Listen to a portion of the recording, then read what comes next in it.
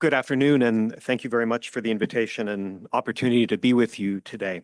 So I essentially want to make 5 points. One or two of them are kind of filling in some of the points and developing a couple of the points that Nathan and Shadi made. But then I also do want to turn to talk specifically about how the question of engagement with the Muslim Brotherhood has figured in U.S. foreign policy making over the last couple of decades, as well as to talk about the implications today of this designation process.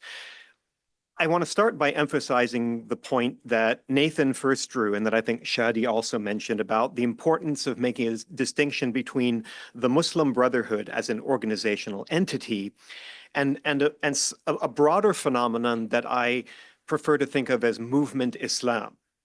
Right. The Muslim Brotherhood is, in the form of the Society of Muslim Brothers, is a recognizable organizational entity that has a specific history. But as Nathan mentioned, over the years, there were other movements and groups founded in other countries throughout the Arab world, as well as in South Asia, that were not organizationally or institutionally tied to the Muslim Brotherhood, but were operating within a shared sense of manhaj, a sort of framework or a set of ideas that inspired their activism, but without there being formal organizational ties between them. Instead, the groups that were founded in different countries around the Muslim majority world tended to reflect the political agendas, the state-society relations, the methods and tactics that were suitable to the specific contexts in which they worked.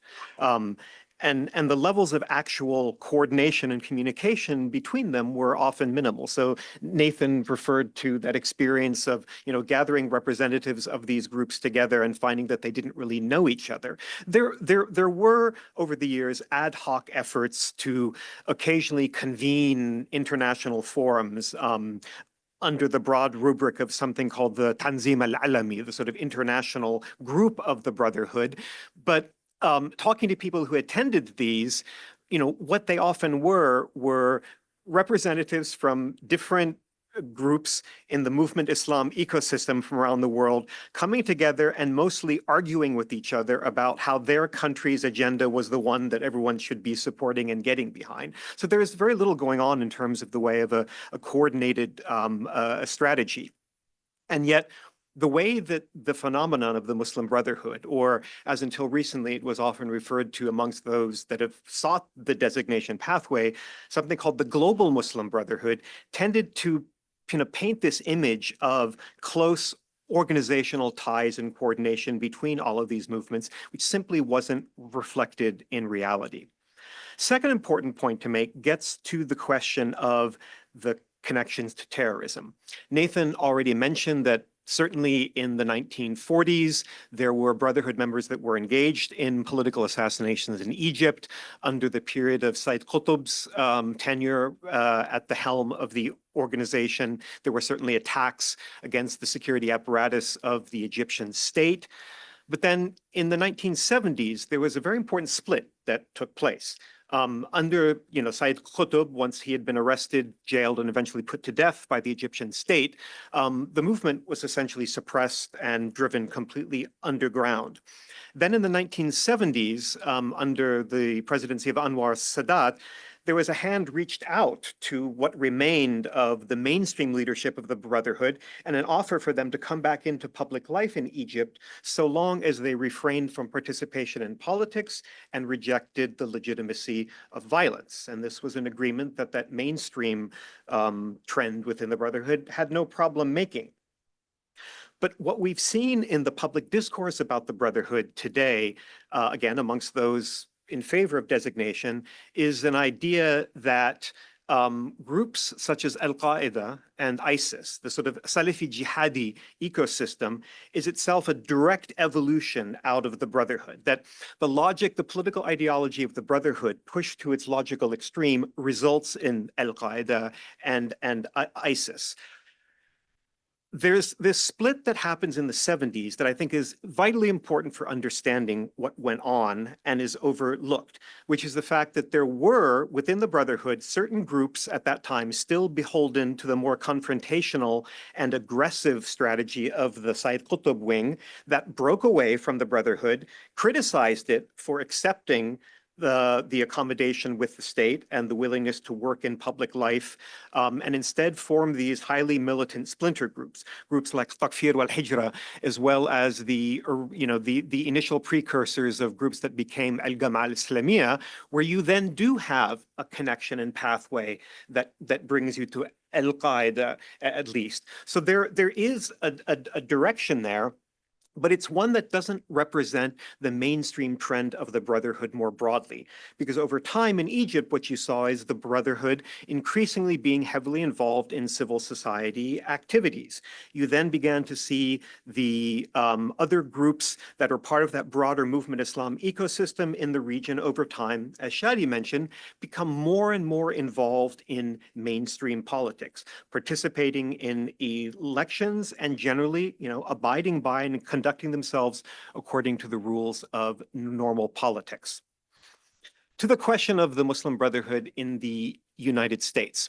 It's a complicated question because when you think back to the 1960s and the initial establishment of, for example, the Muslim Students Association, the MSA, at various universities around the United States, it is certainly the case that some of the people involved in establishing the MSA were people that came out of that movement Islam milieu in the Middle East and South Asia. They weren't necessarily, let me say, card-carrying members of the Muslim Brotherhood. Becoming a card-carrying member of the Muslim Brotherhood is not an easy thing. It's not like you pay your annual dues and you get your card and you're in the MB.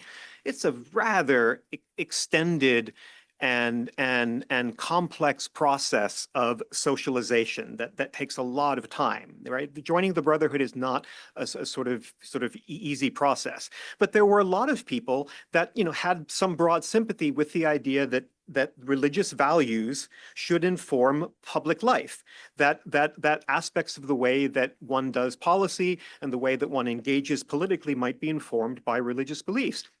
And some of these folks certainly were present and part of the establishment of initial Muslim organizations in the United States. But as the American Muslim community grew and diversified and began to include Muslims from an incredibly wide range of cultural, regional, and theological backgrounds, it became very clear that Muslim American organizations were much larger than that movement Islam trend. And there were actual, historically recorded developments within the evolution of these organizations that allow us to see when, those who are operating more with the movement Islam trend and trying to figure out what that means in the United States, disconnected from some of the larger mainstream organizations, which went on to become important repositories of social capital and an important way of connecting American Muslims to their societies more broadly. Problem being that it's those mainstream large groups that often tend to get caught up in the way that those in favor of designation paint this very broad brushstroke image of what the Brotherhood is. Finally, U.S. policy. And this is something that I have had a direct hand in during previous roles that I had at the State Department. Up until 1995, the United States Embassy in Cairo met routinely with members of the Muslim Brotherhood. This was just standard practice. It was well known that this group was highly influential in Egyptian society, and if you're trying to understand what's going on, you need to talk to the Brotherhood. So that happened as a matter of routine diplomatic outreach until 1995. And in 95, the U.S. State Department announced that it was ceasing contact with the Brotherhood. This tended to be interpreted and portrayed by opponents of the Brotherhood as evidence that the United States had reached the conclusion that there was something problematic or dangerous about the Brotherhood and had therefore broken off ties.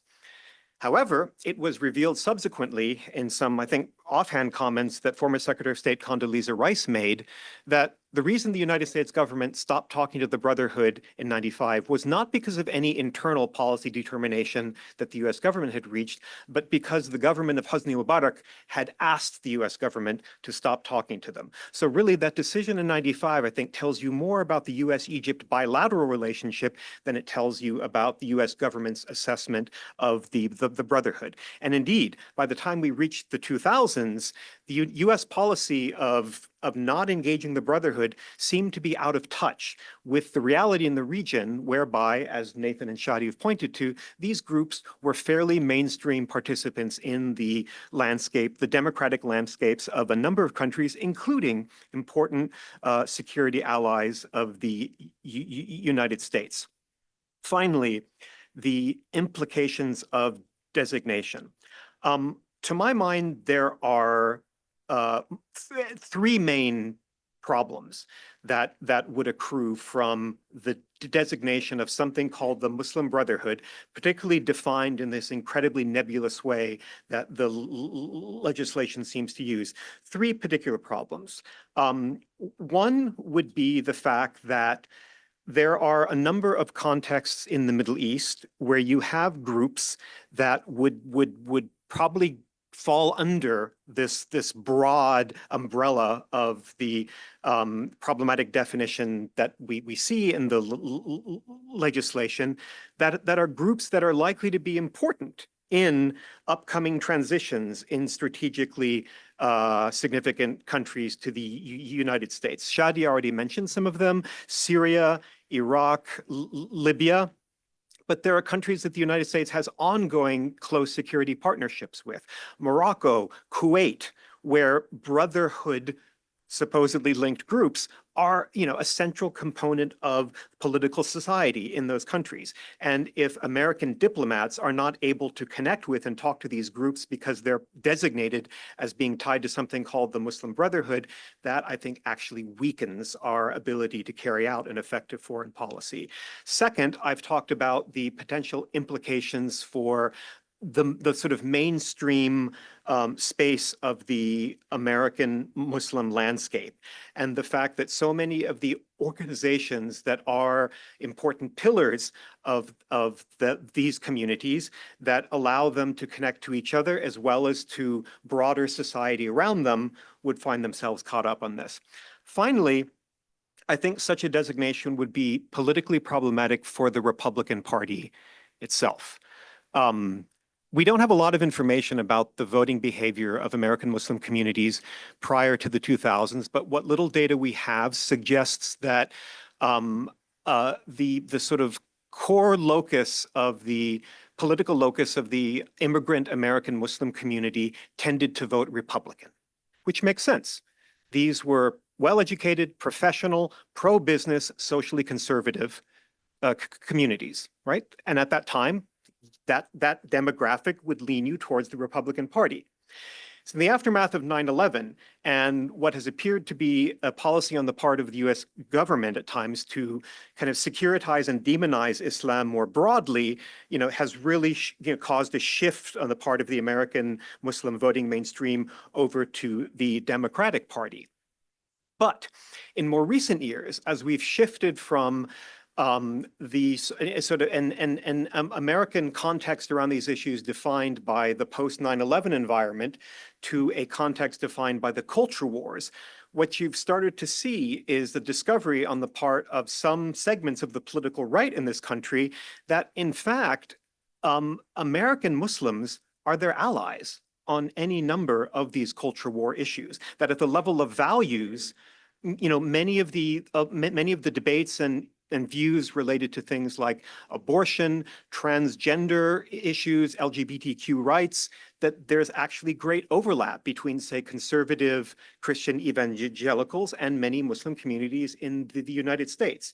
And so by designating something called the Muslim Brotherhood broadly, which would have implications of designating potentially the mainstream apparatus that enables this community, I think it actually has potentially problematic implications for the long-term ability of the Republican Party and the political right in this country to forge certain kinds of alliances. And I'll leave it at that. Thank you.